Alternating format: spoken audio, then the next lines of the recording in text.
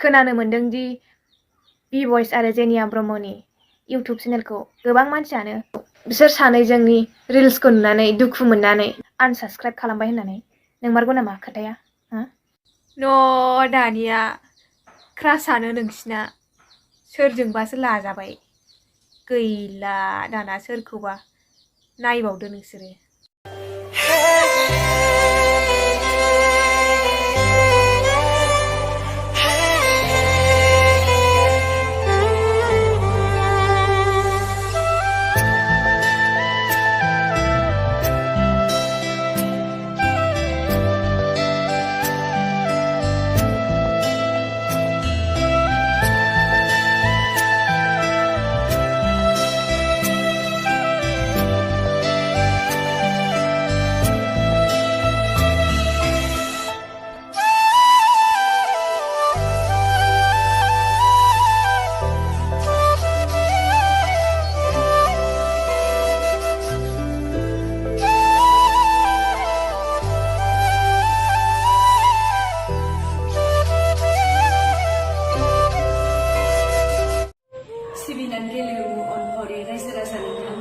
गिबियावनो आंनि गोसो गोरबोनिफ्राय खुलुमनाय जासिहरबाय।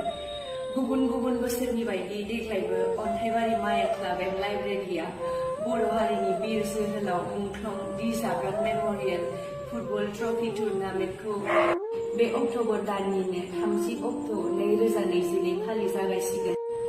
बेखायनो साफ्रोमबो नुसोनाय एबा फुटबल बादायलायनायखौ नायनो मोजां मोनग्रा रायजो राजा नोंथांमोना लैहोर लैहोर थांनानै बादायलायनायखौ नायनो आरो अन्थाइबारि माया क्लाब एन्ड लाइब्रेरिखौ थुलुंगा होनो खावलायहरनाय जाबाय। गोसोआव लाखि बादायलायनाय जागायनाय हाबाफारिया 30 अक्ट'बरनि सानजौफुनि 1 बाजिनिफ्राय जागायगोन। बेजों लोगोसे हाबाफारिखौ मेहेरगोनां खालामनो थाखाय बर' सिनेमानि गोबां फावखुंग्रि आरो ख्रिस्टि मोसाग्रा हान्जाफोरबो फैगोन। बादायलायनायनि जागायजेननाय हाबाफारियाव बयखौबो फैनानै लैहोर लैहोर बाहागो लाफैनो थाखाय गुरै खावलायहरनाय जाबाय। गोजोनथों। बयबो रायजो राजा, आइ आफा, बिदा फंबाय, बिब' बिनानाव गासैखौबो आंनि गोसो गोरबोनिफ्राय खुलुमनाय आरो गोजोननायखौ जासिहरबाय। आसा खालामो नोंथांमोना बयबो मोजाङैनो दङ। दा जोंहा फैगौ बोहैथि दाननि 30 अक्ट' खालि चिरां जिल्लानि सिङाव थानाय अन्थाइबारि माया क्लाबा मुंख्लं जोहोलाव दि जाब्रांनि मुङैहाय फुटबल बादायलायनाय खुंफुंनो आखायाव लादों। जाय बिथाङानाखि बर' हारिनि थाखाय गावनि जिउखौहाय बाउसोमलांबाय बा सेक्रिफाइस खालामलांबाय। दा बिथांनि थाखाय जोङो सुख'नो जोंहा जेबो गैया। अब्लाबो बिथांनि मुङा बर' हारिनि गेजेरावहाय थरसे अलंबार जानानै थाबाय थानाय बायदि बिथांनि मुङै फुटबल बादायलायनायाव लैहोर लैहोरै फैनानै बाहागो लाफैनो थाखाय बयबो रायजो राजा, आइ आफा, बिदा फंबायफोरखौ गुरैयै खावलायहरबाय।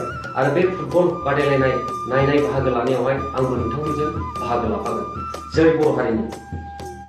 लोगोफोर, नोंथांमोना नैबे भिडिअखौ मोजां मोनबायबा लाइक, शेयार, कमेन्ट खालामनानै हरदो आरो चेनेलाव गोदानबा चेनेलखौ साबस्क्राइब खालामनानै होदो। बिदिब्ला लोगोफोर, नोंथांमोननि गेजेराव गोदान गोदान भिडिअनि आपडेटखौ थाबैनो लानानै फैफिनगोन। लोगोफोर, नोंथांमोना आंनि चेनेलखौ साबस्क्राइब खालामनानै बेल आइकनखौ अल क्लिक खालामनानै लाखि। होनब्लासो नोंथांमोना मिथिगोन गोदान गोदान भिडिअखौ जेब्ला आं आपल'ड खालामो अब्ला नोंथांमोना बयनिख्रुइबो सिगांसिन नुगोन। बिदिब्ला लोगोफोर, दिनैनि बे गोदान भिडिअनि गुसुं आपडेटआ बेखिनियानोसै। नेक्स्ट भिडिअ थाबैनो लाबोगोन। दासिमहालागै आंनि गोदान मोनसे इउटुब चेनेलखौ साबस्क्राइब खालामाखै अब्ला आंनि गोदान इउटुब चेनेलखौबो साबस्क्राइब खालामनानै होदो। आं बेनि लिंकखौ डिसक्रिपसनाव होनानै दोनगोन। नोंथांमोना साबस्क्राइब खालामनानै होदो, गोजोननाय मोनगोन। लोगोफोर, आरो नोंथांमोना आंनि वाट्सएप ग्रुपआव दासिमहालागै जइन जायाखै अब्ला आंनि वाट्सएप ग्रुपआवबो जइन जानो हागोन। बेनि लिंकखौबो डिसक्रिपसनाव होनानै दोनदों। लोगोफोर, बिदिब्ला भिडिअआ बेनोसै।